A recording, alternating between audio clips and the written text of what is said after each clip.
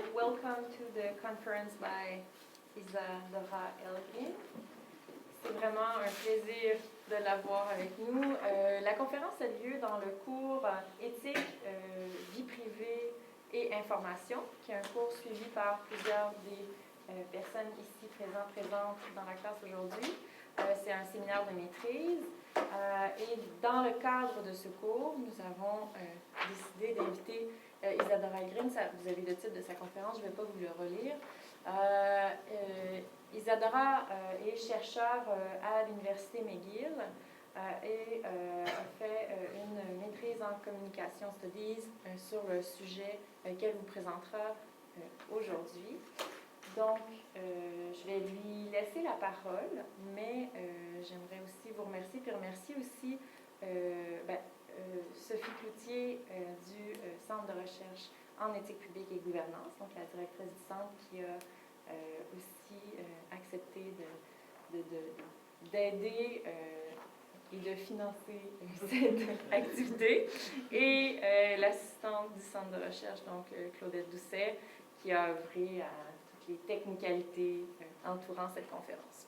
Donc, sans plus tarder, je vous laisse à la conférence de Isadora. La conférence sera en anglais avec traduction. Donc, si vous avez des questions de compréhension, non, je le dirai en français. Si vous ne comprenez pas, vous pouvez le dire à Isadora par signe. Isadora parle très bien français, donc elle pourra aussi traduire des petits bouts pour vous. Donc voilà, je te laisse la parole. Merci encore. Bonsoir à tous. C'est un grand plaisir pour moi d'être invitée ici aujourd'hui, justement dans le cadre du cours en éthique, vie privée et information. Un grand merci à Julie Paquette qui a organisé et au Centre de recherche en éthique, publique et gouvernance de m'accueillir ce soir. Vraiment. Ce soir, on va toucher à plusieurs des questions que vous adressez dans le cadre de ce cours, sans nécessairement les répondre. Par exemple, est-ce que les données personnelles devraient être protégées? Et si oui, pourquoi et comment? Et sinon, c'est quoi les dangers? À qui la responsabilité, quant aux données personnelles, de les protéger en ligne? À qui la responsabilité de définir comment les technologies informatiques fonctionnent et ses implications? Et qu'est-ce que ces technologies représentent? Je vais m'adresser à ces questions en posant d'autres. Je suis ici aujourd'hui pour vous parler de quelque chose que je nomme crypto-discours, ou crypto-discourse, de ce que c'est, comment le déchiffrer, et ses implications qu'il peut avoir pour la gouvernance des libertés et droits en ligne. Comme Julie a expliqué, cette présentation se base sur la recherche que j'ai faite pour ma maîtrise en communication à l'Université McGill. Et j'aurais bien aimé pouvoir faire toute cette présentation en français, mais pour éviter que la présentation devienne difficile à comprendre, j'espère que vous accepteriez que je continue en anglais. En tout cas, j'ai bien hâte de discuter avec vous après, et n'hésitez pas à poser des questions entre-temps ou après, justement. So, first of all, I would like to ask you all, who's for internet freedom? What does internet freedom mean to you? I don't have to pay for it. You don't have to pay for it. So, free access. Yep. Other... No control. No control.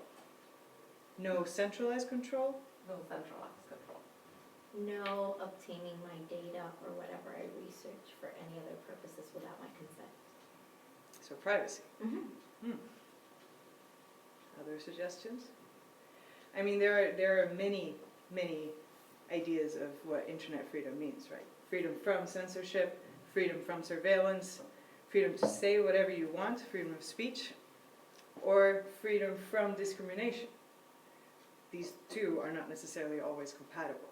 Openness, transparency, access to whom, transparency for whom, free sharing, net neutrality, the right to be forgotten, all of these things. So the understanding of what constitutes internet freedom varies between countries and cultures, and depending on already varying understandings of freedom to begin with. And many different actors are involved in trying to define internet freedom. And this is often through internet-specific technologies, as they serve as sites where we can see these struggles taking place, these struggles to define meaning, and often in relation to negotiation of online rights, such as privacy and freedom of expression.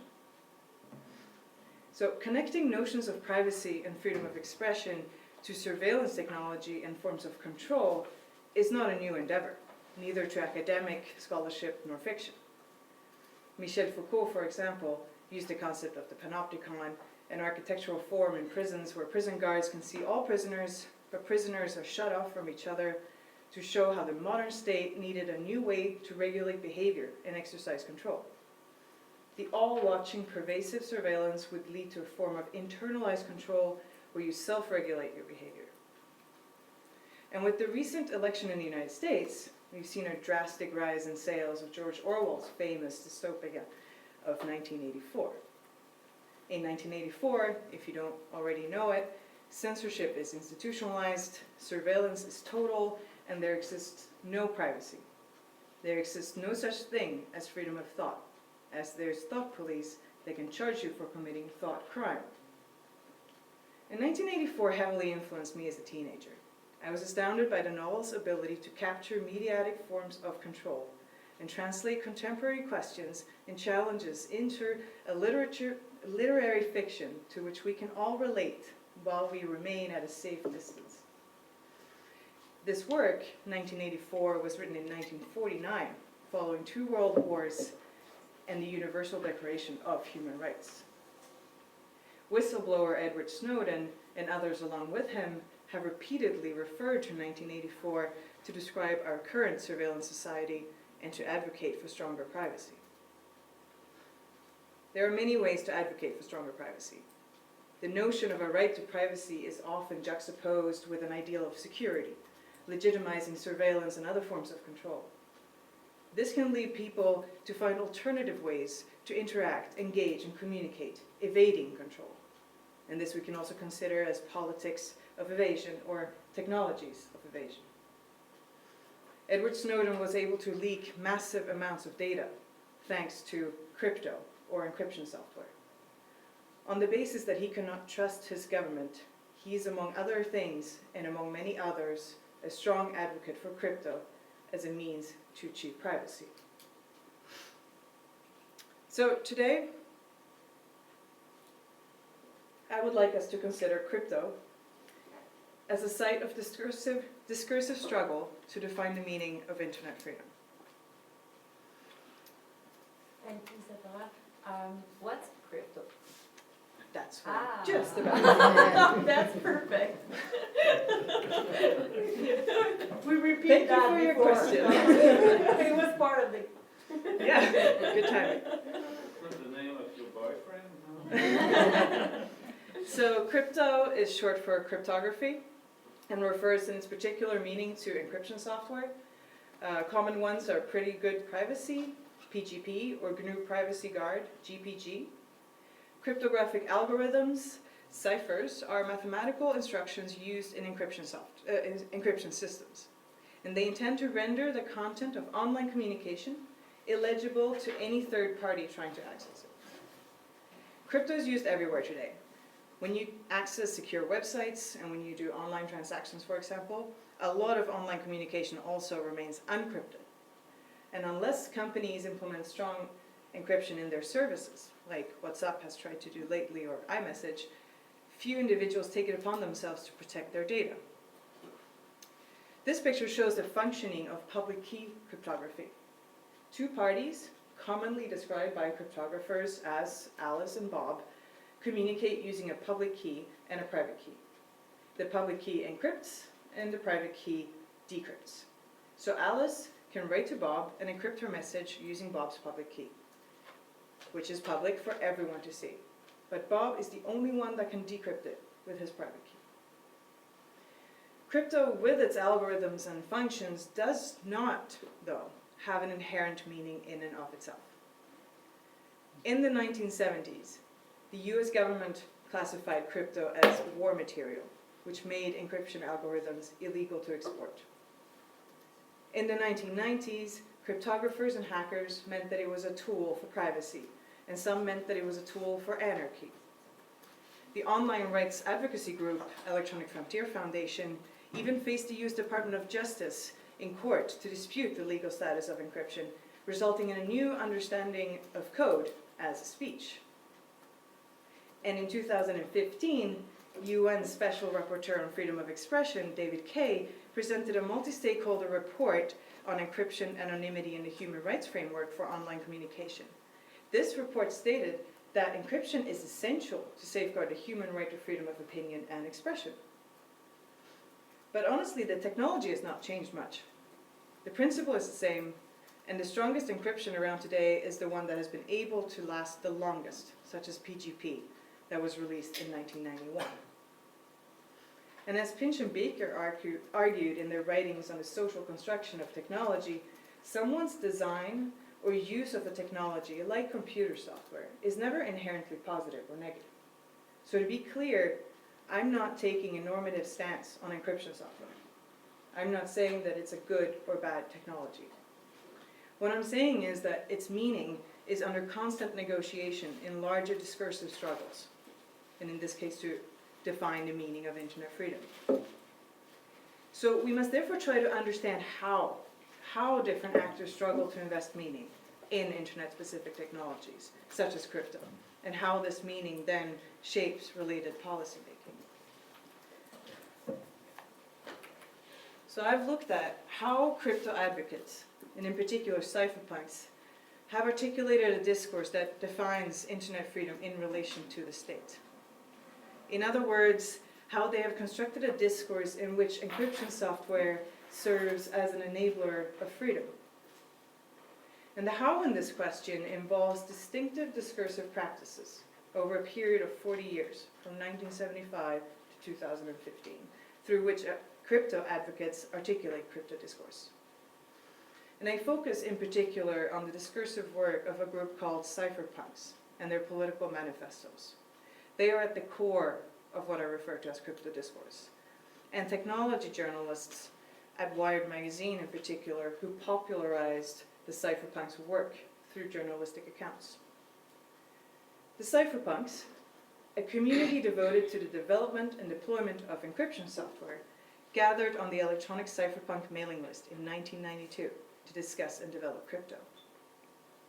Members of the cypherpunk community have actively advanced a negative meaning of crypto and freedom that positions the state as their adversary and antagonist in debates about online privacy.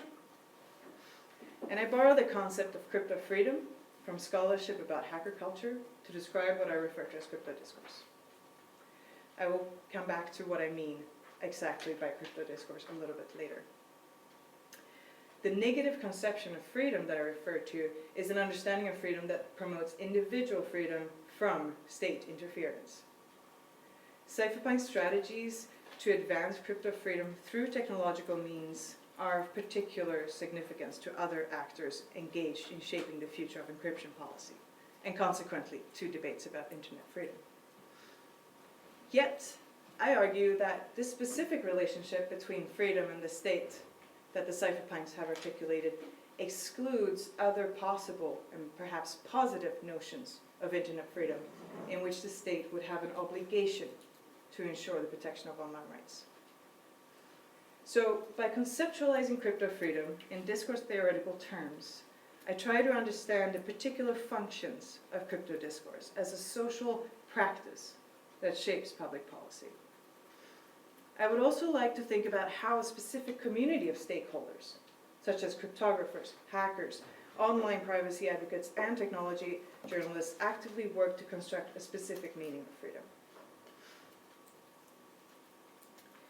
So as I mentioned earlier, this is not a normative stance. I am not rejecting encryption. Journalists may require encryption software to protect sources who may be netizens, dissidents, or whistleblowers that threaten to expose the state's abuse of power. Glenn Greenwald, at the time reporter at The Guardian, and documentary filmmaker Laura Poitras used encryption in their communication with Snowden as he disclosed his confidential information.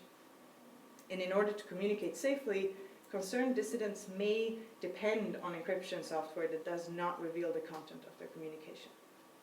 But of course, there are also other uses of encryption software.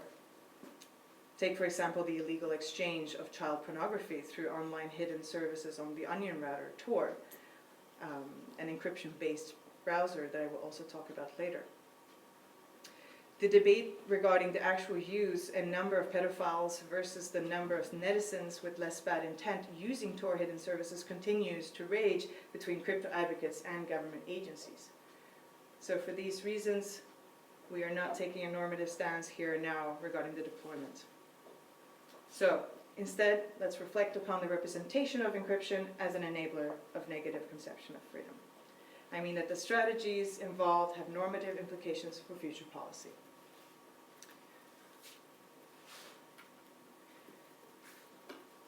So this is the outline of the talk today. I will begin by talking a little bit about the cypherpunks, what binds them together as a group, and the concept of crypto freedom. Then I will describe the discourse theoretical framework that guided this research. After that, I present the evolution of crypto discourse as comprised of 3 periods: the origins, the crystallization, and the revitalization of crypto discourse. And in the end, before we move on to discussions, I will talk about some of the implications of this crypto discourse.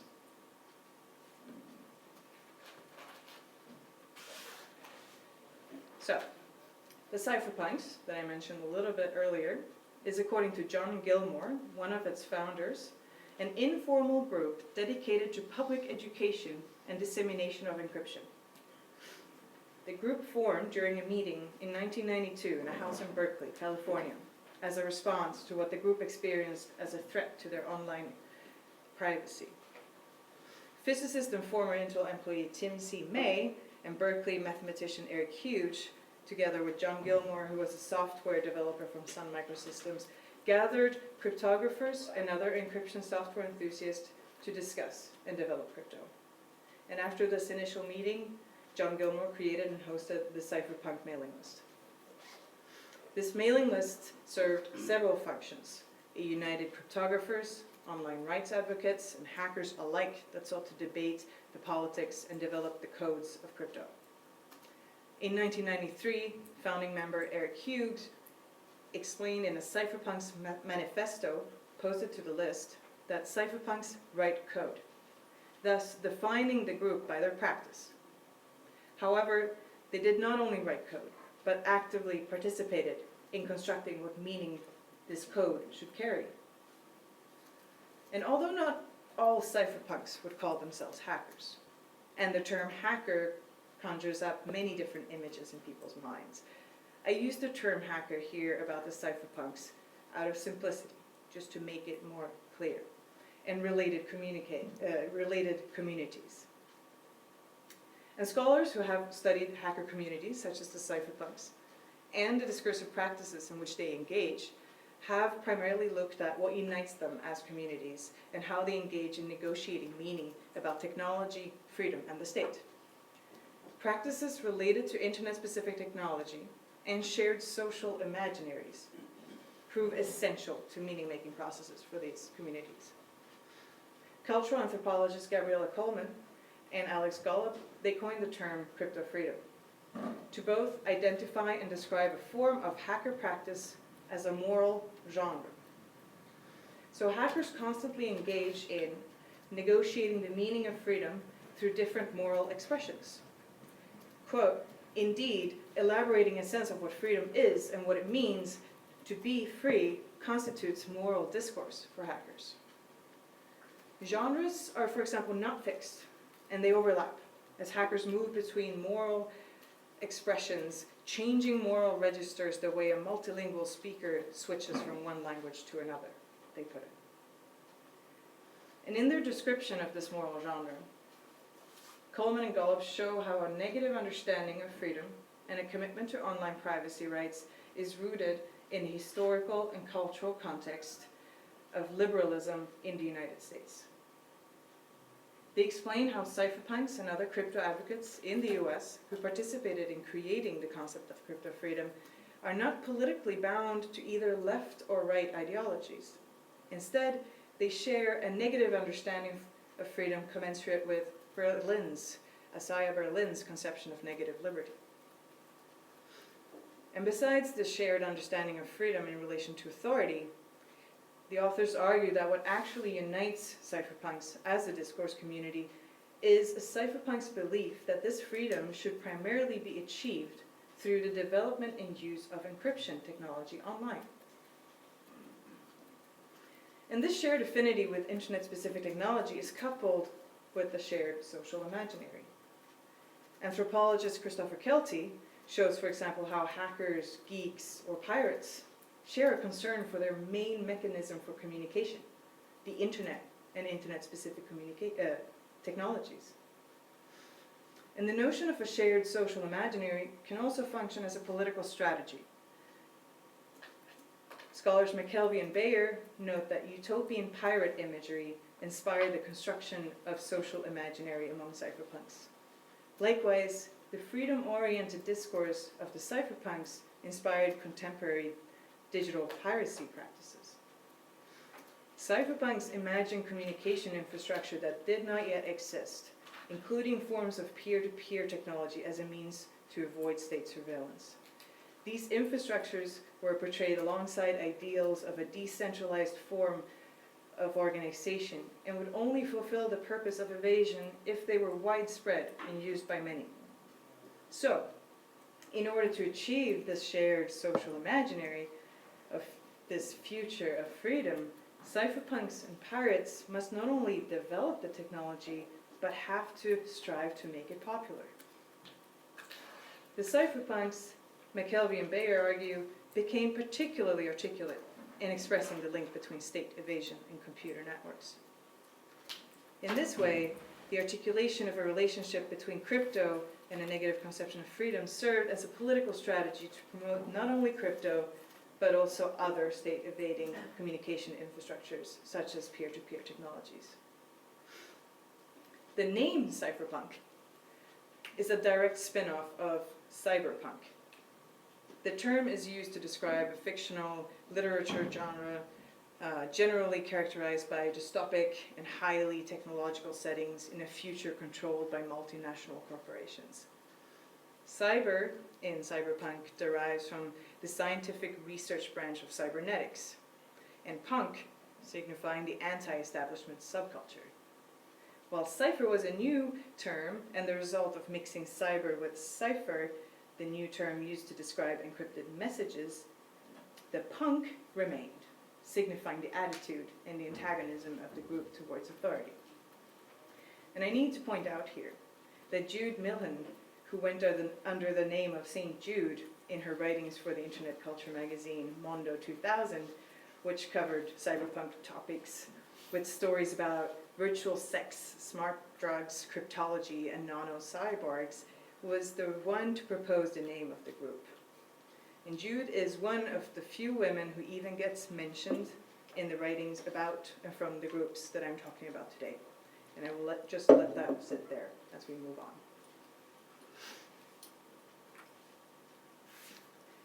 So to understand the functions of the meaning-making practices relating to encryption software, I draw on the framework of Leclerc and Mouffe,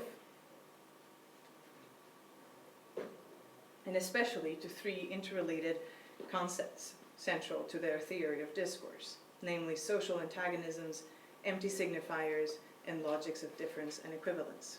Can you repeat that? Social antagonisms, empty signifiers, and logics of difference and equivalence. And I will go through them all briefly. So, first of all, by discourse, I refer to partial, temporary, and contingent fixations of meaning that constitute social reality. By crypto discourse, I mean a partially fixed construction of meaning, that establishes a relationship between crypto and a negative conception of internet freedom in relation to the state. Discourses and crypto discourse are the results of articulatory practices. Articulatory practices are inherently political struggles to construct partial fixations of meaning. Articulations are practices in which social actors construct relationships between each other or between themselves and objects by excluding other possible relationships. Social actors must exclude other possible meanings as it is impossible to fully fixate the total. Social antagonisms presuppose that the relationship between two subject positions is obstructing the fulfillment of identity. So they articulate social antagonisms in struggles to determine meaning in relation to the other. So conceptualizing crypto-advocate practices as articulations of social antagonisms helps us understand the functions of crypto discourse. And I will show this a little bit better in a picture in a minute.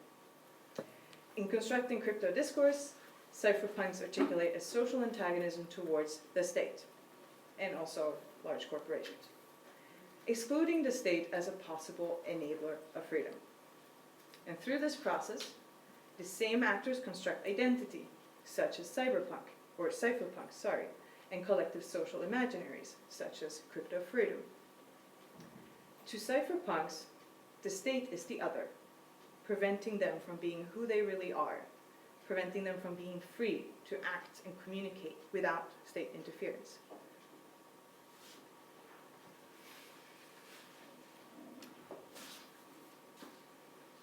In the empty signifier, which is the entire process of this image, we can see these political struggles, as I mentioned, to establish relationships and exclude others. Empty signifiers are the minimal units of analysis within both micro and macro level studies. They hold together discourses. So to understand how crypto advocates have constructed this discourse, I conceptualize crypto as an empty signifier. Crypto has taken on multiple possible meanings of freedom, which are beyond the features of the specific technology. Crypto advocates have emptied crypto of its particular meaning and filled it with a meaning that unites many different, varying political objectives through the articulation of this social antagonism. To understand how crypto operates as an empty signifier, I turn to the logics of difference and equivalence. You can see now there's saying chain of equivalence on both sides, and then you have listed differences. The logics of difference and equivalence are at work in the empty signifier and function simultaneously through the passage of social antagonism. The logics of difference exclude other possible meanings by constructing a significant difference, the other. And the logics of equivalence unite differential political objectives that appear equivalent in the face of the other. So here we see the relationship between the social antagonism, empty signifiers, and logics of difference and equivalence. A full circle of identity is not possible, as all meaning-making processes are discursive struggles, and it is impossible to fully fixate meaning of the total. As social actors engage in these articulatory practices that construct social antagonisms, the logics and equivalence are at work. A chain of equivalence is a series of these different political objectives represented through one term, such as crypto, behind which they become equal. They appear equal through these chains of equivalence. So the logic of difference functions to conceptually separate the cypherpunks from their antagonist, the state, by excluding the state from the meaning of crypto. Coleman and Golub, who coined the term crypto freedom, state that cypherpunks' pessimism regarding the intrusive nature of government and suspicion of the industrial military complex falls as easily within the libertarian right as it does a certain anti-military left pacifism. As a result, crypto freedom practices, groups, and events include people with divergent political viewpoints.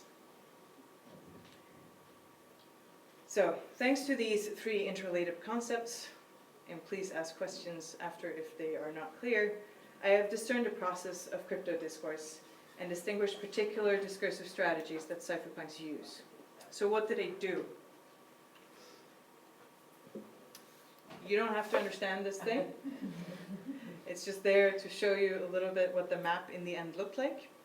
I mapped key discursive events that pertain to the articulation of crypto in relation to freedom among interrelated discourse communities of cryptographers, hackers, online rights activists, and technology journalists.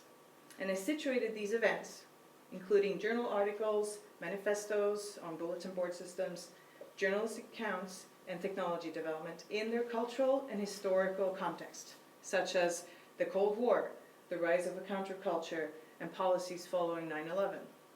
Then I analyzed them with the help of the Like Lone Moves concepts. And this figure, that is not adapted for a PowerPoint either, shows the timeline of overlapping discourse communities that form and evolve from 1975 to 2015. So without going too much into detail, the timeline portrays the different communities with the help of different colors. Dark gray represents the state, US government in this case. Medium gray, online rights activists, such as the Electronic Frontier Foundation. Light gray represents technology journalists, Whole Earth Catalog, Well, and Wired Magazine. The gray dots indicate the key discursive events in vicinity to the discourse communities in which they take place. The circles that separate these communities are not definitive. Members of a discourse community may engage in different practices at different times. But, as we talked a little bit about earlier, in hacker communities, the technology-related practices are central to their construction of a shared social reality, especially in relationship to these technologies and freedom and the state. So some of the practices are more prominent and hence descriptive of a community than others. And the cypherpunks, as you know, only formed formally in 1992 here.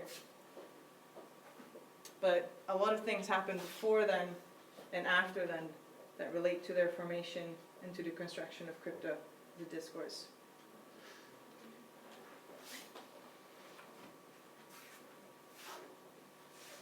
So through each of these periods, I will take you through the role of the state, the role of the cryptographers or hackers, the line between the two sometimes becomes blurry, and the role of technology journalism. The origins of crypto discourse include the historical context in which social antagonism sets the stage for the emergence of crypto as an empty signifier. The United States government had the historical upper hand to define the meaning of crypto. The concept of encryption as a process to render communication illegible for a third party precedes the notion of a sovereign state. But internet-specific encryption does not. Before the 1970s, encryption was used by the military-industrial complex and was defined by the government as war material. And during the same period, the United States was involved in the Cold War and the Vietnam Wars. And the Cold War era was a significant period for the state to create a public understanding of new technologies that it developed primarily in relation to the war. Edwards, for example, describes the Cold War era in the US to be characterized by a closed world discourse. The closed world discourse was closed, he argues, as it was capable of encompassing all political struggles taking place in that context. Because the potential horrors of the Cold War were too abstract to grasp, they could only be understood in the minds of people through their metaphorical and cultural dimensions.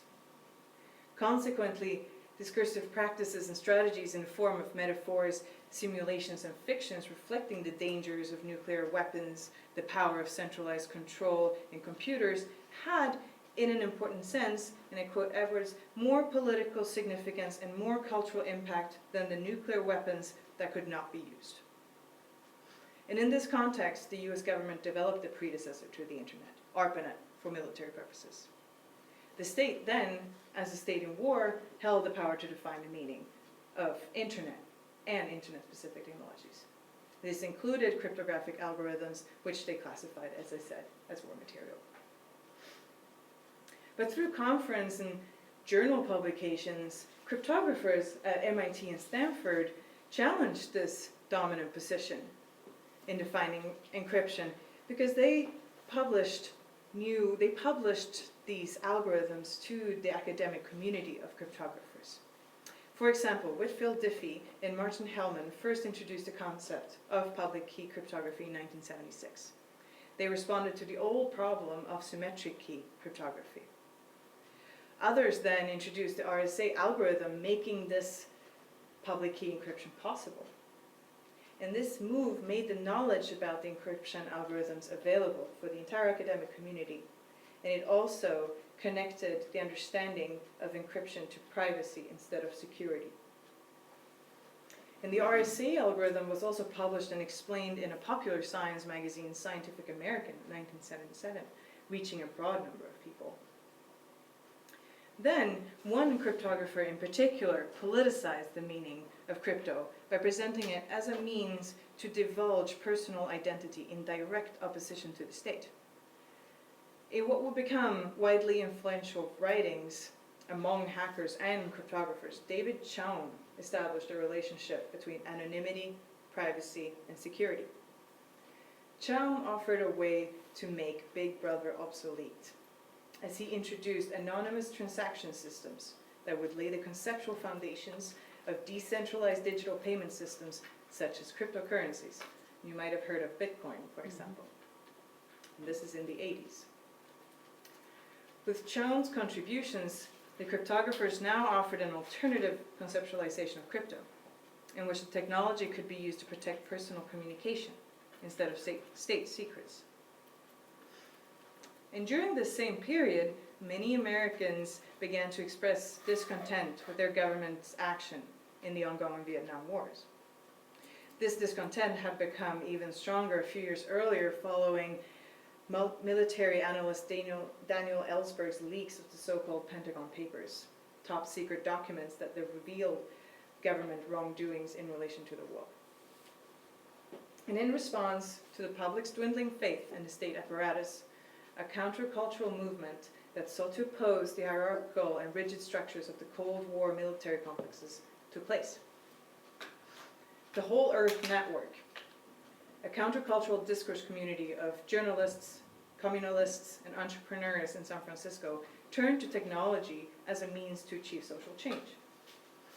Members of the network did not seek to achieve social change through traditional political means.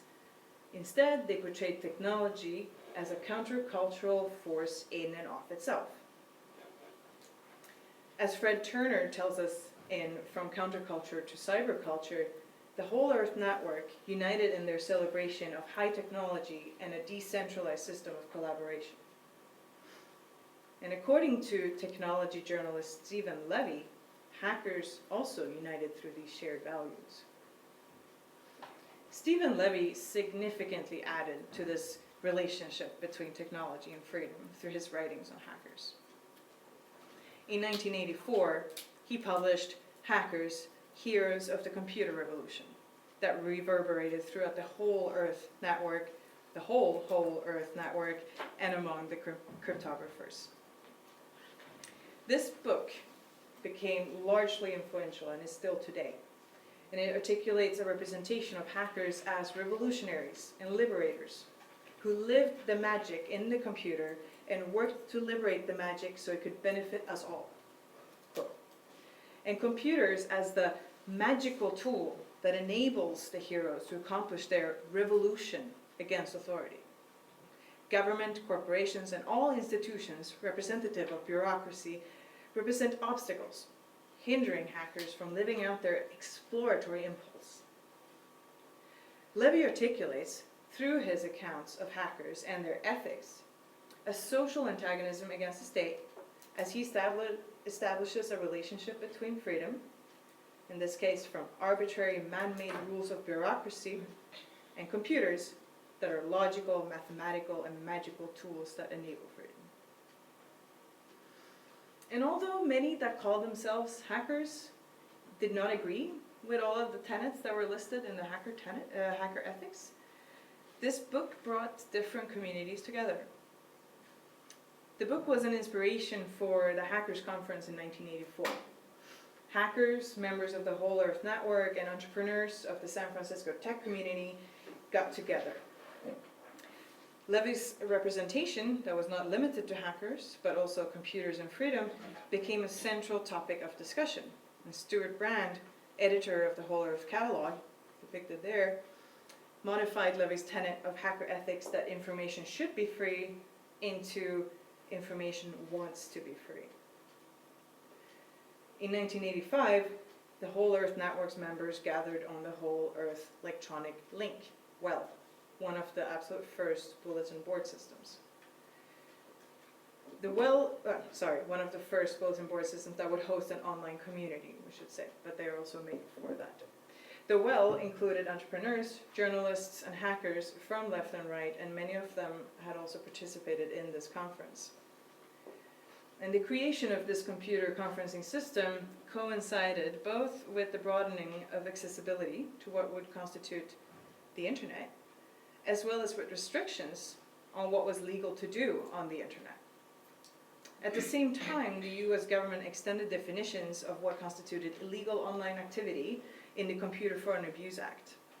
This act criminalized much hacker activity, including accessing computers and networks without authorization. And the WELL paid close attention to these restrictions as the tension arose between those who wants to have a free internet, one free from the barriers put up by the government, and the government itself, which had directed its forces towards what it defined as new forms of crime, computer crime. And this tension also got very popular due to perhaps the popularity of some of its members. John Perry Barlow, for example, was a very important figure in the Whole Earth Network, and he was also a member of Grateful Dead, a band that was popular then in California and over the world. And in the 1990s, this battle would transform into a series of legal battles using crypto as the battlefield.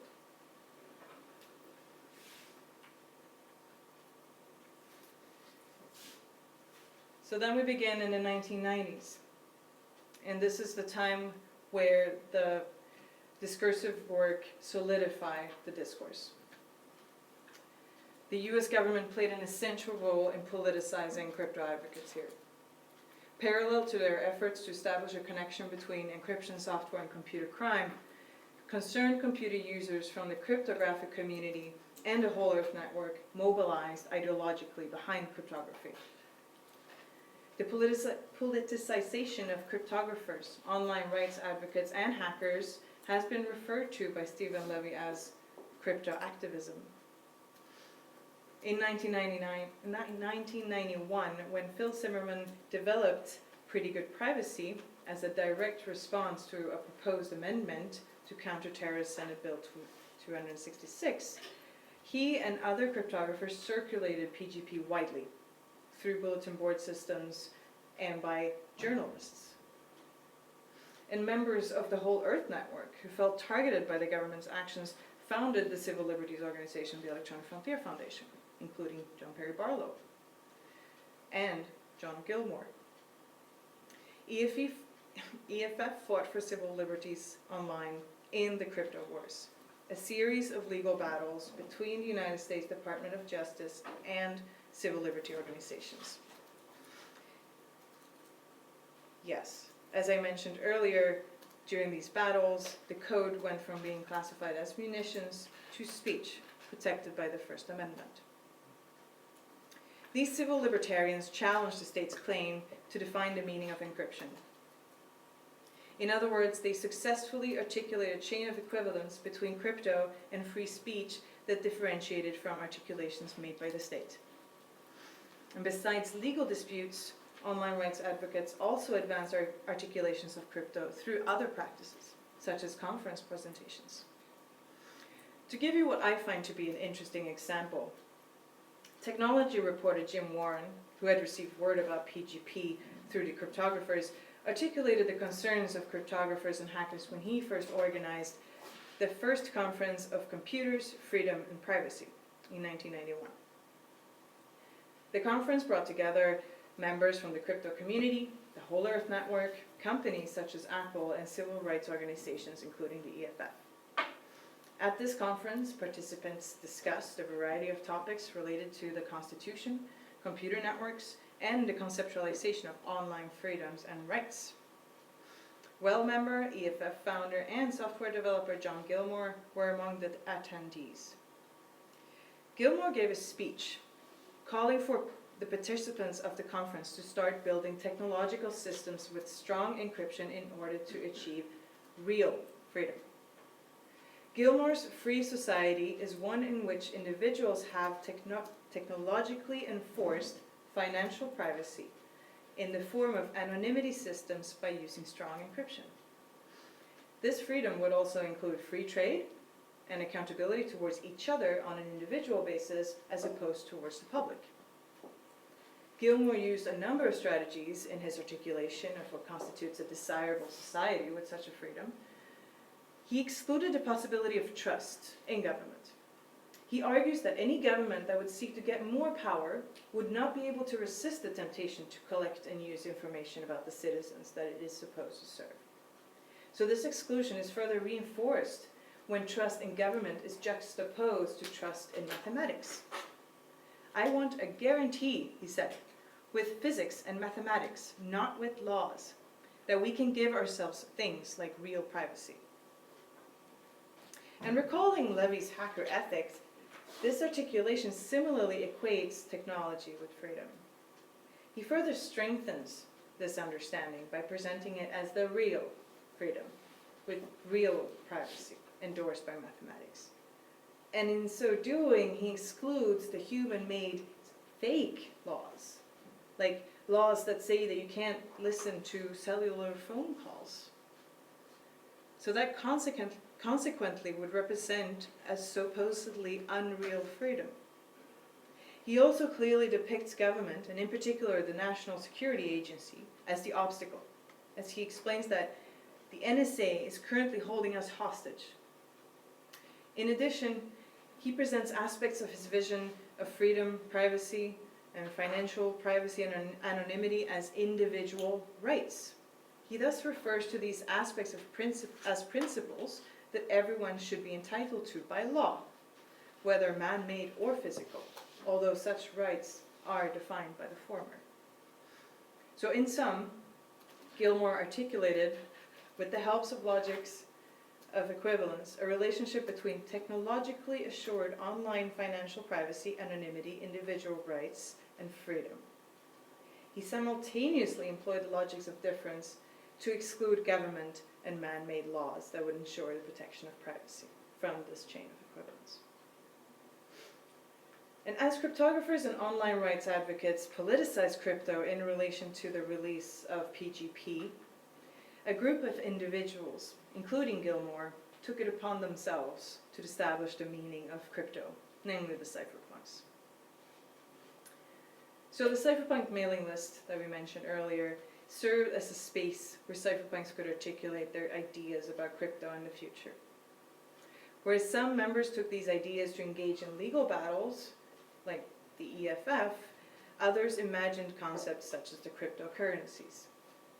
And discussions on the list also inspired members to later develop technologies, such as BitTorrent, associated with online piracy, and go on to create initiatives such as the whistleblower organization WikiLeaks. Yes, Assange was also a member of the list. Prominent crypto advocates took to their hearts to articulate an understanding of crypto as an enabler of freedom in order to spread the crypto word.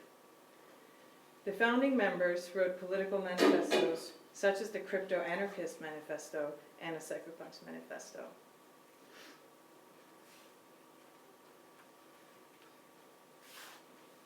The manifestos have circulated the internet and come to signify the practices of the entire movement. They utilize discursive strategies that construct an understanding that crypto anarchy is inevitable, while simultaneously depicting cypherpunks as liberators.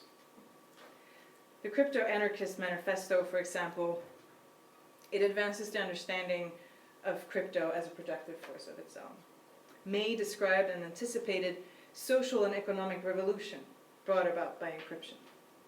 This use of historical materialism is opening also directly refers to a text by Marx. forwards technological development as a force beyond human control that excludes responsibility from social actors to determine its directions and use. And any attempt then to hinder this development is meaningless.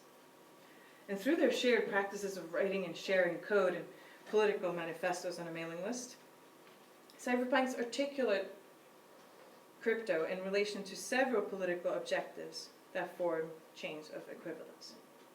These once again include privacy, freedom of speech, financial anonymity, anarchy, this time, the common good, safety, and technological development, to name a few. They also articulate crypto in relation to obstacles to it: the state, control, security, surveillance, regulations on encryption, and large faceless organizations. Then tech journalism played a significant role in crystallizing crypto discourse. Technology and culture magazine Wired launched in San Francisco in 1993. The founders of the magazine came from the same discourse community as many of the cypherpunk and EFF members, the Whole Earth Network. A key discursive artifact in the crystallization of crypto discourse is the second issue of Wired magazine, in which Levy had an article entitled Crypto Rebels. And the cover of this issue that you see to your left featured the three founding members of the cypherpunk mailing list: John Gilmore, Eric Hughes, and Tim May. On the cover, these three men are pictured in front of the flag of the United States, wearing masks with PGP keys inscribed on them. And in the article that accompanies the cover, the author of the article portrays the cypherpunks as rebels and saviors, as they are not only here to liberate technology, but now they're here to save your privacy, which is stated on the cover. And through that statement, the magazine incites the readers to be concerned about their personal privacy as an infringement on their rights and freedoms. And through this article, among with several other works of Levy, such as the other book here, Crypto, How the Code Rebels Beat the Government, Saving Privacy in the Digital Age, the cypherpunks became synonymous with crypto, privacy, anonymity, free speech, American, and internet freedom. And Levy spread awareness of cypherpunks to a broader public in a manner that popularized the movement that previously had only consisted of very few members. He sedimented the chains of equivalence that they had already articulated. Lastly, the revitalization of crypto discourse between 1990 and 2015. We might still be in it, we might be in another era now. Crypto as an empty signifier resurfaces this time as the site of struggle changes, enlarges itself. State actions seek to define crypto in a new global context. New uses of crypto expand the chains of equivalence, and journalistic accounts revitalize crypto discourse using the same strategies as the beginning of the 1990s. The state, US state, tries during this period to reconstitute the meaning of crypto as a weapon of war, which provides the backdrop for the resurgence of crypto discourse. The US government plays a significant role in articulating crypto globally. Following the terrorist attacks of September 11 in 2001, the US government attempted to restore its position, and it established a connection between online communication technology and global terrorist activity. Through laws such as the US Patriot Act, the Bush administration, together with the United Nations, constructed an anti-terrorist legal discourse, the War on Terror, that affected global communication policy. This discourse had direct implications on global communications policy regulating technology and for variations of free speech laws internationally. It allowed for authorities to collect data, store information, and in other ways monitor communication. And in this context, crypto rises again as a site of struggle between competing discourses. But there are also new uses of encryption that come to happen during this time, such as onion routing and leaking on a mass scale. They offer a competing discourse to the anti-terrorist legal discourse and extend this articulation. Onion routing, if you haven't heard of it, refers to anonymous online communication systems in which the communication goes through layers of encryption, like an onion. They bounce through several relays, also called routers or nodes. This process hides the IP addresses of users, removing the possibility to properly identify them online, with some limitations. The most prominent onion routing system is Tor. It comes from MIT crypto scientists and the US Navy originally. Tor representatives refer to the system as a tool to bypass censorship in authoritarian regimes, such as Egypt during the Arab Spring in 2012, thus as a liberating technology. Tor also offers so-called hidden services, that we also talked about earlier, that are located outside of the regular consumer internet through services such as .onion. They are available only through the Tor browser, but they constitute a very small part of Tor services, and they are often represented as the darknet in media. Potential and actual activity on these hidden services, such as the exchange of child pornographic material, illegal drugs and arms trade, and assassination markets, is, according to Moore and Reed, what gives encryption a bad name. And Tor spokesperson Jacob Applebaum contends that negative representations of onion routing is a strategy repeatedly used to discredit the use of privacy-enhancing technologies as criminal. And he invokes also crypto discourse as articulated by May in 1994 from the Cyphernomicon and Cypherpunk FAQ. And he does that to subordinate the importance of arresting criminals to the right to free speech and privacy. But other Tor representations also absorb concepts that previously were part of differentiating chains of equivalence, such as national security and crime prevention. And this expanding chain of equivalence also extends to encompass leaking practices.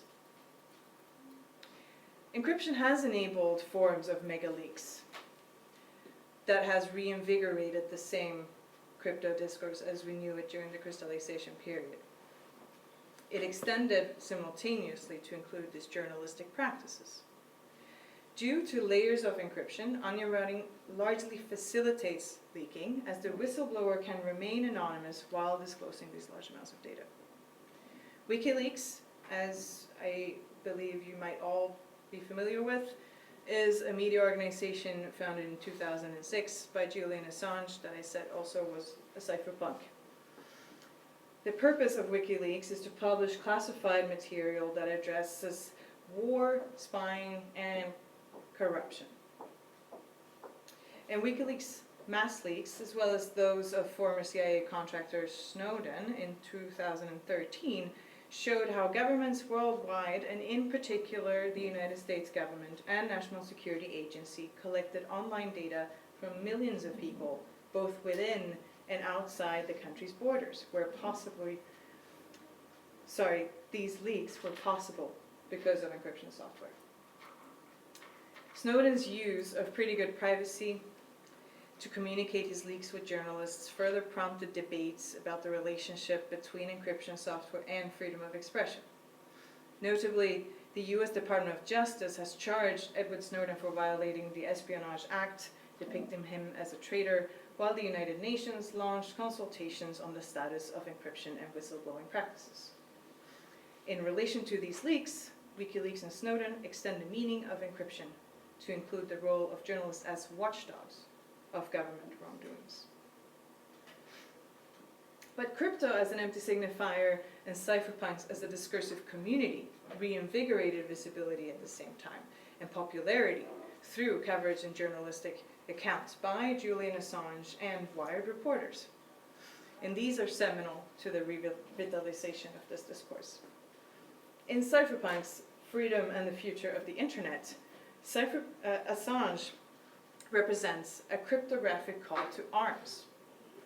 It's an introduction that follows the genre of a political manifesto yet again, But in this manifesto, which Assange ironically states is not a manifesto, there is no time for that, Assange reinvigorates the discursive work of the cypherpunks during the crystallization period.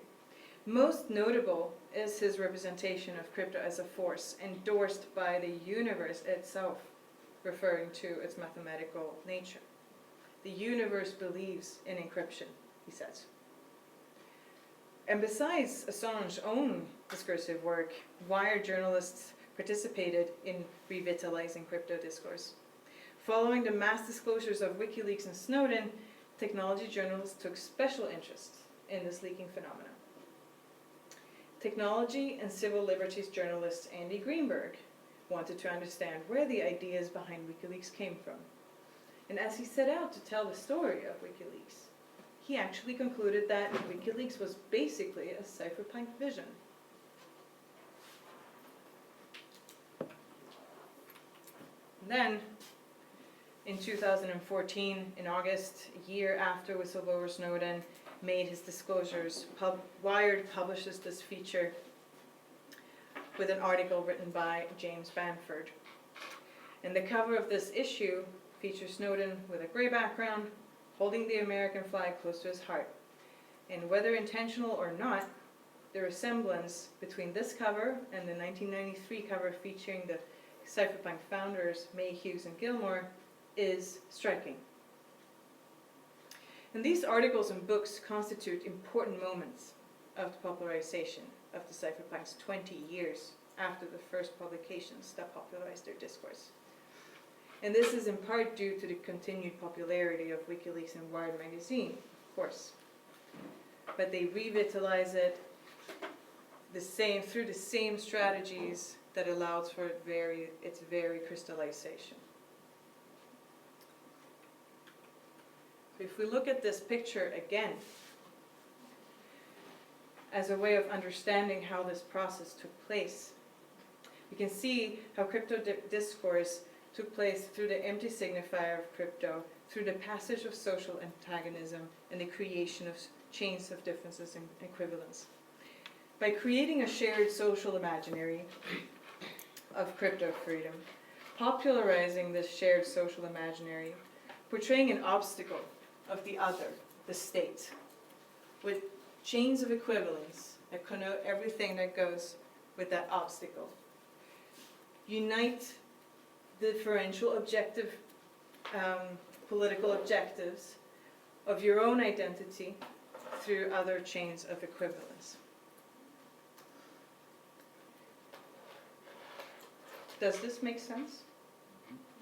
Okay, yes. Is there a way that we can get this slide from you? Is there a possibility? Sure, of that? absolutely. Okay, thank you. I just don't know how to make it right now. Absolutely. There is a question. Yeah? Do you think recent political events have kind of reshaped the differences portion of this? I feel like the discourse has been switched around by who creates the nomenclature of this. Sorry. I feel like recent social events, political events, the Trump era, not to name it, has kind of switched to this who dictates the discourse that defines both paradigm, don't you? Or not. Right. I think that many actors are simultaneously involved in constructing discourses. Crypto discourse does not exist in itself alone. There are plenty of other discourses that are competing with it to define this meaning. And absolutely, they are constantly in movement. This is why we're talking about partial fixations of meaning, and I'm trying to find crystallized moments. It's very likely that it looks different today. There's a lot of recent changes in the political and the, everything might be called a political sphere nowadays, but yeah, absolutely. Depending on who we look at, what they say, and when, it will look different. So to summarize some of these discursive strategies that enabled this process, we can just go through them. Establishing a relationship between technology and freedom. Attributing agency to crypto, making it appear as an inevitable and productive force of its own. Removing any significance that the state could have in directing future development. and regulation of crypto. We're talking about the strategies here. Simultaneously portraying hackers and cryptographers as heroes and liberators, while at the same time saying that the technology has its force of its own and it doesn't matter what we do, are conflicting things that they manage to unite them. And this is what makes crypto into an empty signifier. It manages to consolidate these different objectives. And emphasizing the individual responsibility to protect online rights and freedoms, an understanding of freedom that is contextually, historically, culturally rooted. So,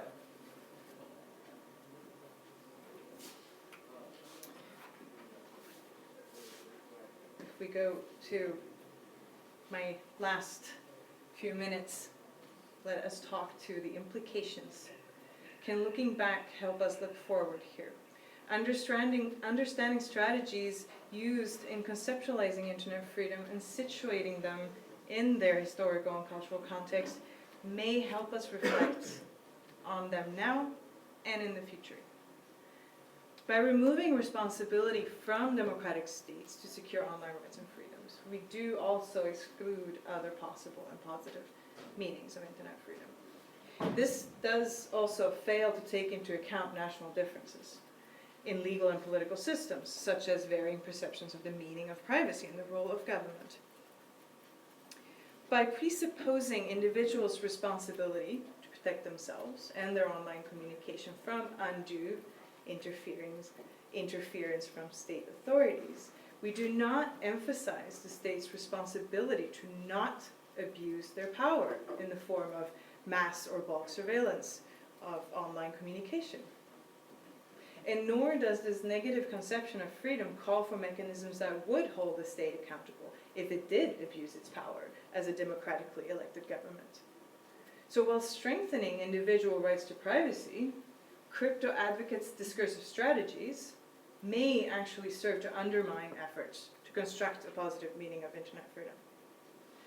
And by a positive meaning, I mean that it would be based on democratic principles that would require the state to ensure the protection of individual rights online, by ensuring that mechanisms of power and control are in place to uphold democratic principles of transparency, accountability, and public participation, while also safeguarding personal data. So a positive meaning based on these principles, in this regard, we could look at the Icelandic Modern Media Initiative. It was first started as the Icelandic Modern Media Institute in 2011, following the Icelandic Parliamentary Resolution. And they seek to protect journalists and their sources by creating a legal data haven, by combining selective freedom of expression and freedom of information laws, which are currently in place in other countries' legal systems, such as Sweden and Estonia and a lot of other countries. And in this instance, IMI represents an interpretation of a positive internet freedom, as government actions enables the protection of journalists whose role it is in liberal democracies to serve as a watchdog of government. And the Icelandic case of IMI illustrates how the state seeks to ensure that mechanisms of power and control are in place to uphold democratic principles. Although the ideas of freedom and freedom of expression and information expressed by IMI relate closely to those articulated in crypto discourse, the positive understanding of freedom represented by IMI is expressed differently and culturally and historically specific. And this contextual specificity is critically important in regards to understandings of internet freedom, especially as international organizations are increasingly harmonizing global communication policy in the name of counter-terrorist efforts. And this, I mean, requires a more nuanced debate about what a role a democratic government should have in upholding privacy rights and freedom of speech. And such a debate is especially pertinent in holding governments accountable for surveillance practices that infringe on personal privacy or hinder free speech in the context of these legal anti-terrorism discourses. So, if the discursive struggle taking place in crypto might be overshadowing a governmental legitimacy crisis in the United States, then crypto discourse as we know it could deepen such a democratic deficit by further removing responsibility from government also internationally. So the question is now, do we go towards a plural definition of internet freedom? And to be clear, if we start talking about a plurality of understandings of internet freedom, we have to be careful not to validate and legitimize oppression. This will remain a very difficult task, and it brings forward more questions of responsibility. But these are debates I believe that we need to have.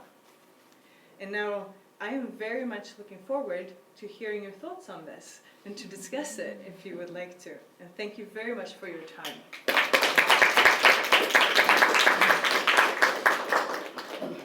Merci beaucoup, Isadora. Je vais peut-être me permettre de faire un résumé en 2 minutes, ce qui se relèvera du défi inimaginable, mais peut-être pour faire une espèce de synthèse. Si jamais ça ne correspond pas tout à fait, tu me diras. Mais je commencerai en disant, dans le cours qu'on a sur la question des ça va être réveillé. Dans le cours qu'on a sur la question des nouvelles technologies, on pense souvent à la question des technologies comme un pharmacon. C'est-à-dire que la technologie peut être à la fois un poison et un remède. Donc, ça revient souvent dans nos discussions.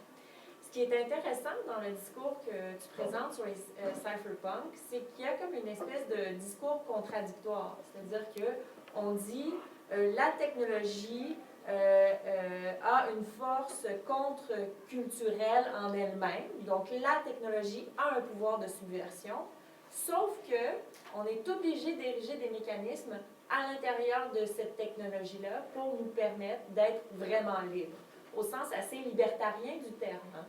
Et toute l'articulation de la liberté, là, par le mouvement cypherpunk, se fait dans une liberté contre, c'est-à-dire une liberté sans entrave, c'est-à-dire c'est une liberté négative. Je suis libre de ne pas être entravé. Donc c'est la définition qui est vraiment promue par les cypherpunks. Et de cette liberté de ne pas être entravé découle une absence de croyance totale envers le gouvernement. Donc, la liberté de ne pas être entravé par l'État, qui devient, je dirais, l'espèce de voie avec laquelle on se confronte. Et là, c'est assez intéressant parce que moi, je notais, tu disais toujours l'État, l'État, l'État, et à un moment donné, tu as dit « et les multinational corporations ». Là, je me disais « ah, mais c'est pas toujours la même chose, parce qu'il y a toujours dans les libertés qui sont demandées la liberté de la monnaie, de la liberté financière. Et ça semble assez important aussi. Et on sait que cette liberté financière-là, elle perpétue aussi certaines inégalités. Donc, c'est assez intéressant. Donc, toute l'idée de la liberté négative et de la construction du discours comme liberté négative dans le cypherpunk est, je pense, vraiment intéressante et tu l'as très bien démontré. Et donc, comme on ne croit pas le gouvernement, on doit croire en quelque chose. Et là, c'est intéressant, je vais faire un lien avec ce qu'on va lire, mais on croit aux mathématiques. Donc, on croit aux algorithmes qui vont, eux, nous protéger. On croit à la crypto qui va, elle, nous protéger. Et là, nous, on va lire dans 3 semaines le livre de Cathy O'Neill qui est Weapons of Math Destruction.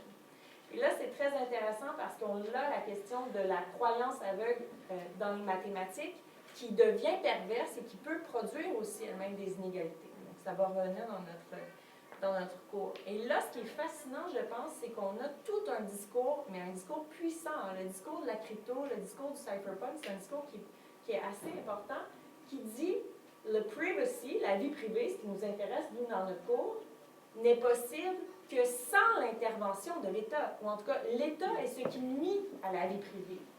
Or, nous, ce qu'on essaie de dire et ce qu'on va dire aussi, ou en tout cas l'intuition qu'on avait dès le départ, c'est de dire « Ah, mais est-ce que l'État ne peut pas protéger la vie privée? » Et là, je pense qu'il est là tout l'importance de ta thèse, c'est de dire est-ce que ce discours-là, à quelque part, n'a pas contribué à déresponsabiliser l'État démocratique, ou en tout cas à ne pas articuler un discours contribuant à dire à l'intérieur même de l'État, il faut penser des structures qui, avec cette technologie-là, permettent de protéger la vie privée. Et là, on passe du Freedom 4 au Freedom 2. Et là, je pense que c'est vraiment intéressant. Comment est-ce que tu articules ça vers la fin, si j'ai bien compris. Ce que je veux vraiment te remercier, parce que je pense que tu nous dresses un portrait assez complet d'un univers qu'on connaît tous, un peu fantasmagorique. On connaît tous Edward Snowden, Julian Assange. Mais vraiment, là, on voit avec les 3 phases et comment aussi tout ça parle de technologies de guerre. Et ça, c'est assez intéressant. Donc, on parle de technologies de guerre qui sont après renversées, donc signifiant vide. On le prend, on lui donne une autre signification. De machine de guerre, ça devient machine rebelle. Et là, ça se passe, on ne sait pas trop comment, mais il y a cette espèce de renversement-là que je trouvais vraiment intéressant. Donc, j'espère que ça vous résume un peu le portrait. Donc, si vous avez des questions, peut-être prendre 3 questions, puis après, donc en anglais ou en français. Maria Bossé, Claudette et Grégory. Grégory qui est dans l'ordinateur. Donc, Maria Bossé. So first of all, thank you so much for your presentation. I just wish that we had handed in our paper the week after so that I could add so many things from your presentation. It was amazing. My question is a 2-part question. The first thing that I want to inquire about, I know you spoke about Egypt and the Arab Spring.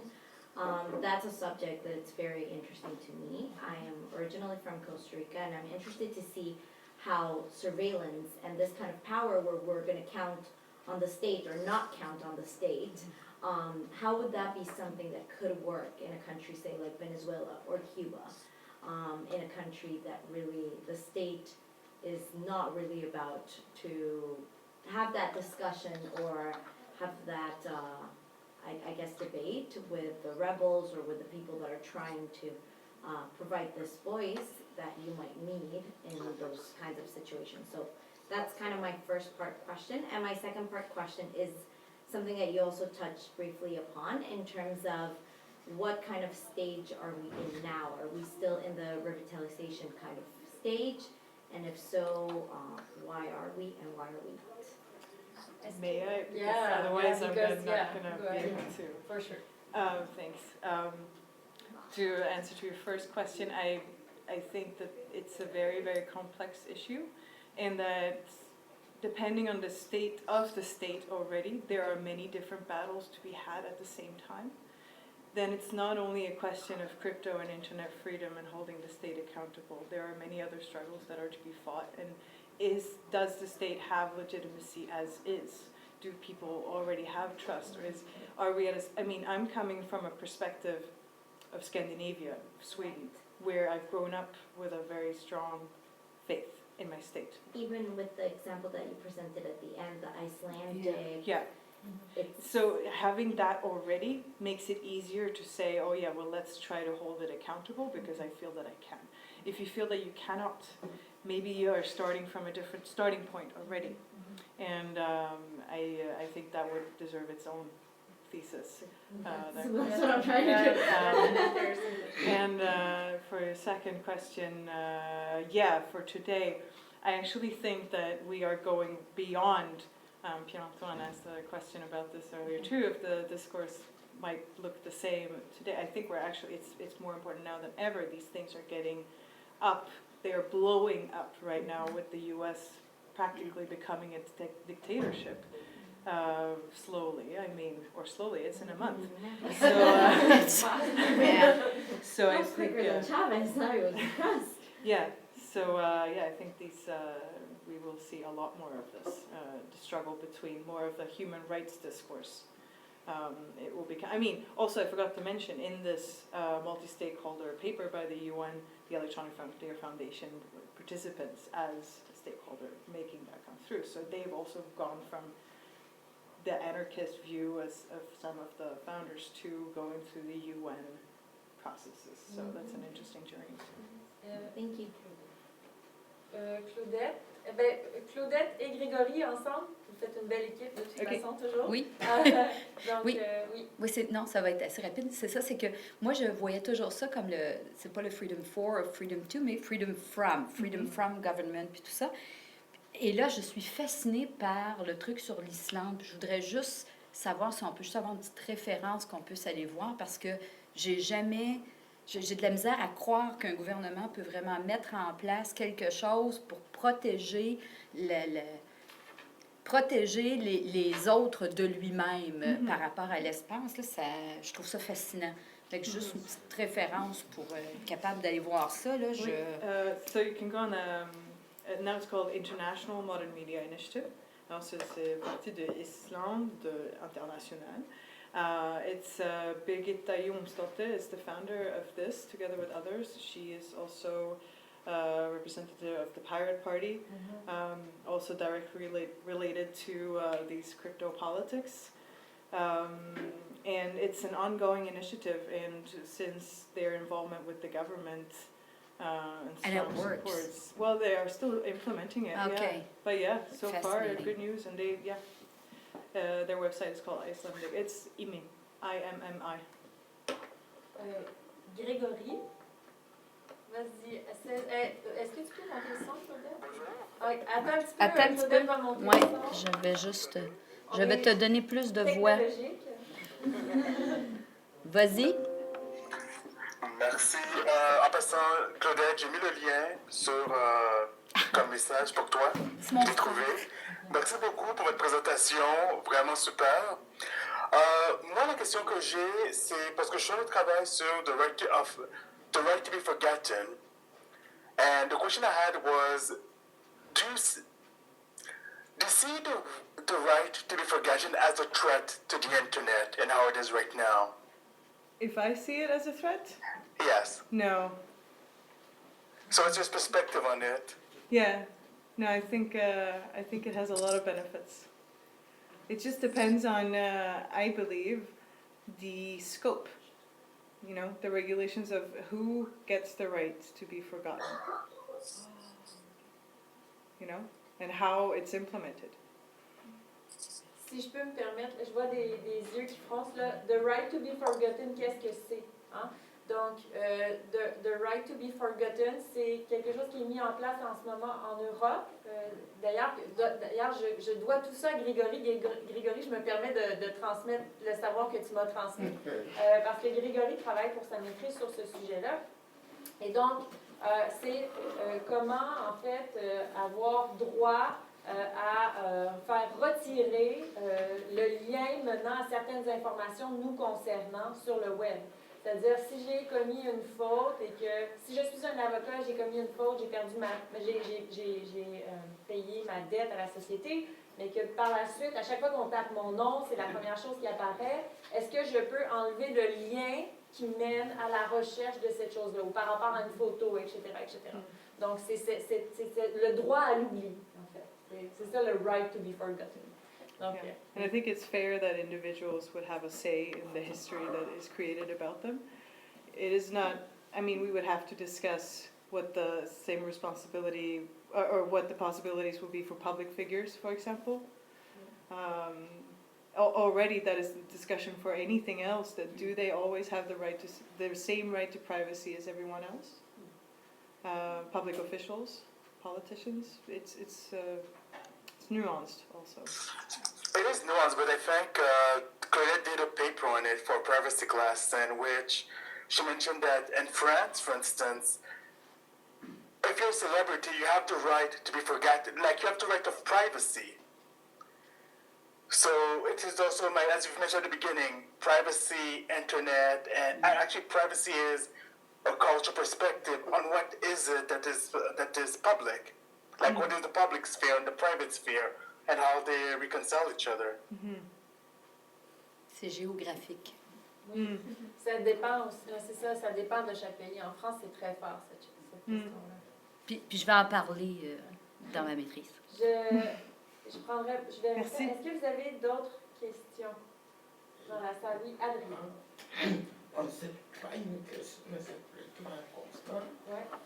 Le problème est tellement complexe et qu'il échappe même pas au pouvoir d'État de prendre les dispositions pour protéger. C'est un peu comme on est à la cuisine, vous avez un couvercle sur une casserole, vous ouvrez, bon, le voisin, on prépare quelque chose. Même si le crypto est là, mais à un moment donné, il y a les décryptos. Et à ce moment, les internautes accèdent sans pouvoir tenir compte de ce qui a été crypté. Donc c'est vraiment complexe. Et comme vous avez dit, même si on utilise les logarithmes, les algos, à un moment donné, l'information est meilleure.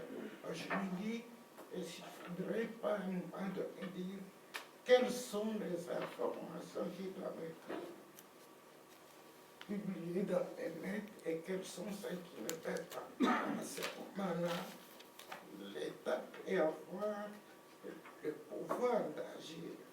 Mais si c'est toutes les informations, bon, même si on utilise les algos, ces algos libèrent les informations. Si je comprends bien ce que vous dites, dans le fond, ce que vous dites, c'est le défi est tellement grand de protéger ce qu'il y a sur Internet Exact. que est-ce qu'on ne devrait pas poser la question en amont puis se demander d'abord que mettons sur Internet? Exact. Parce que de toute façon, quand ça sera sur Internet, on ne pourra pas le protéger de manière indubitable. Donc, on devrait se poser la question des informations qu'on met sur Internet. C'est un peu ça que vous dites. OK. Donc, retourner aux machines à écrire pour des trucs. Ben oui, mais il y a des gens qui font ça, en fait, qui retournent à des modalités différentes de communication. Pardon? En fait, Sophie écrit encore, comme Mme Cloutier écrit encore à la machine à écrire. Oh, ouais.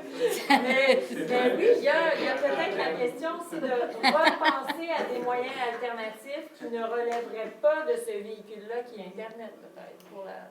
Et ça aussi, because you mentioned earlier the financial institutions and that they could provide freedom in a way, but I mean the reason for why why they imagined cryptocurrencies to begin with is because that removes the responsibility from any third party.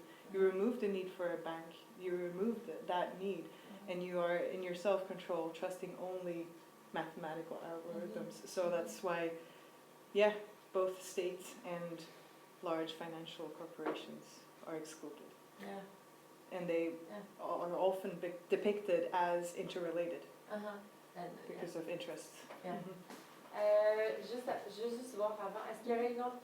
L'Orceline, je prendrais peut-être les questions en rafale, parce qu'on avait dit que la conférence se terminerait à 17h30. Donc, l'Orceline, Julie, Maria-Rosée et voilà. Donc, je les prends en rafale. L'Orceline?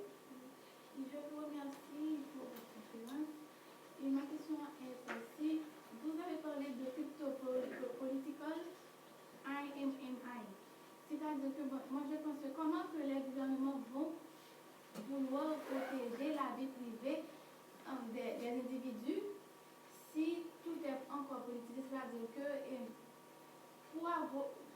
c'est important pour les gouvernements, c'est-à-dire pour les institutions sociales, d'avoir des informations sur les individus. Parce que,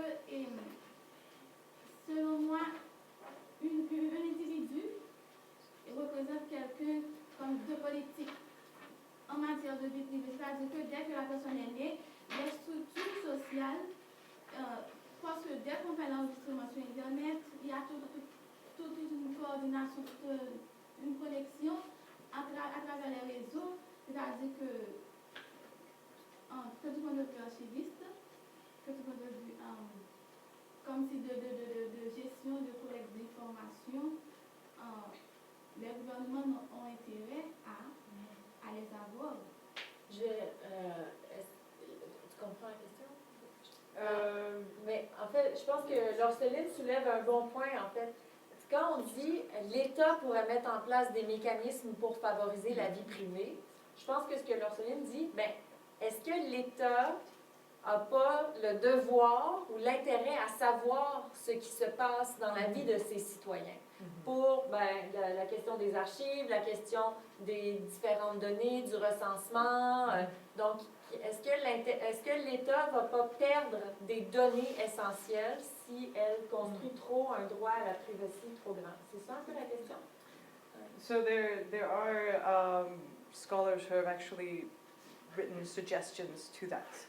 I cannot remember the term that they use right now, but pretty much using numbers instead of your personal information, just to still be able to collect the data, but that it is completely anonymized, so that it's still beneficial for development to understand how people use the city, etc., while not Identifying. collecting, yes, so de-identifying. I mean, whether that is desirable or not is for you to decide, and for other states also to think about. Obviously, it's not in the interest of a lot of states and a lot of corporations to lose this data. Big data is very big money also. So it might not be in the interest, financial interest of a lot of actors, but it might be in the public interest. Julie? En fait, c'était une question qui a juste lien avec mon travail sur le right to be forwarded. Alors, je voudrais savoir si c'est conventionnellement possible ou bien technologiquement possible. Est-ce que le right to be forgotten est possible technologiquement ou est possible seulement par convention? Alors, je pense qu'il faut C'est Grégory. cette question à Grégory ici. Je pense que, Grégory, je vais dire, tu me diras, OK, pour préciser, mais en fait, le right to be forgotten, ça efface seulement le lien qui mène à l'information, ça efface pas l'information en elle-même. Je pense que effacer l'information en elle-même serait trop compliqué parce que cette information-là peut avoir été répertoriée sur plein de sites après. C'est-à-dire, si moi, j'ai pris une photo de quelqu'un dans une position dégradante, mettons, mais qu'après, les gens ont... pas moi, et après, les gens peuvent avoir copié cette photo-là, peuvent l'avoir photoshopée, peuvent l'avoir... Et donc, enlever toute cette information-là, ça semble technologiquement impossible. Par contre, ce qu'on peut essayer de faire, c'est d'effacer le lien. Comme ça, si elle a été partagée à partir de ce lien-là, ça n'existe plus. Mais après, il faut essayer de retrouver toutes les singularités de ça. Hein, Grégory? Ce qui arrive avec le droit pour le droit à l'oubli, la manière que la loi européenne le permet, c'est que c'est seulement sur le territoire européen. Ah oui, c'est ça. Donc, si on prend une photo de quelqu'un dans une beuverie, en Belgique, la personne peut postuler pour faire enlever le lien. En Europe, personne ne va le trouver, cette image. Mais par contre, dès qu'on traverse un continent, on vit en Amérique, on va toujours retrouver la photo. On va analyser, on va retrouver la photo. Donc, la manière que la loi a été faite, elle a passé, c'est juste sur le territoire européen que tout ce qui est big data des individus les appartiennent toujours. Donc, les gens retiennent le droit à leur information. Vous avez compris, Angélie? Le droit à l'oubli est spécifique à chaque pays, en plus. C'est-à-dire que, ben là, la question du droit à l'oubli, le cas échéant, c'est en Europe. C'est-à-dire que si une information n'est plus accessible à partir de l'Europe, elle peut le demeurer à partir du Canada, par exemple. Donc ça, c'est aussi un problème dans la question de ce que c'est que le droit à l'oubli. Qui? Non, Julie, c'est bon. Il y avait Maria-Rosée, peut-être. Un petit? Oui, oui, oui. C'est sûrement le nom d'une personne. C'est David, on the section of the origins, you talked about an attempt to make Big Brother obsolete. David Chaum. C-H-A-U-M. C-H-A-U-M. Perfect. It's quite a bit of interesting history about that guy. That's what I'm going to read about. Thank you. Bon, ben, je remercie Isadora. Merci à vous.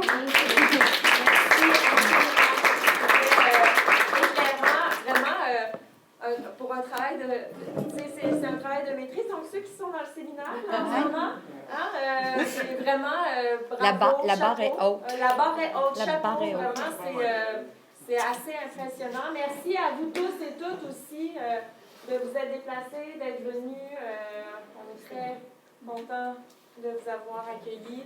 Donc, voilà, pour vous tenir au courant des activités organisées aussi par le Centre en éthique, publique et gouvernance, vous pouvez aller sur notre page Facebook. Donc, les algorithmes, si vous aimez souvent ce qu'on dit, font en sorte que vous recevrez les informations de plus en plus souvent. Donc, merci encore, Isadora, c'est un plaisir. Vraiment. Merci.